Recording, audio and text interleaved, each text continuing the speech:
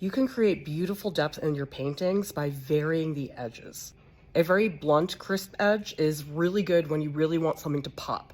Like in this portrait, I really wanted the nose to pop out from the face. Or with these red curtains, I wanted to emphasize their elegant shape, and that happened by having a more abrupt edge. Other times you want an edge that's a little bit softer.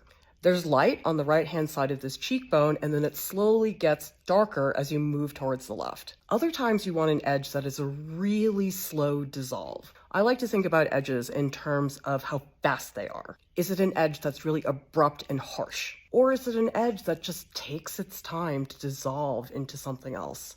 Or even better, this edge starts very crisp and then it slowly gets more fuzzy as it moves to the right. There's the contrast of the edges. This fabric has really soft edges inside, but then the edge of the fabric is very clear and blunt. Here's a painting trick that a lot of people don't think to do. I usually advise that if you're using white paint because something is white, to tint it just a little bit with, say, a yellow or blue, because straight white paint tends to be very chalky. You can take that one step further though. I have this painting of the lobby of the Sweeney Todd Theater in New York City. You can see it's predominantly warm oranges and yellows. There are these really intense, bright areas of the chandelier, which definitely had to be the lightest part of the piece. To make the lights on the chandelier really pop, if I mix just a little touch of turquoise, that then creates warm and cool contrast. So most of the painting is warm colors, and when you have just a little touch of a cool white, it jumps out that much more than if you just use straight white paint.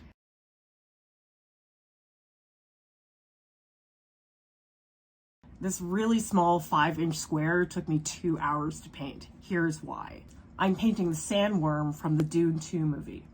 White acrylic ink is inherently translucent, which in painting is called a glaze. I'm applying really thin patches of the white acrylic ink.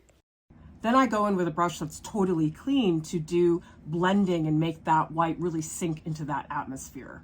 It's so many very subtle, barely there layers of glazes that I'm adding. That makes it very slow, and I'm also tinting with little touches of yellow and browns and blues, so that way the white glaze is not the exact same white throughout the entire painting. When I'm in the home stretch, I find that the changes I'm making to the painting are so minor, but they feel hugely impactful.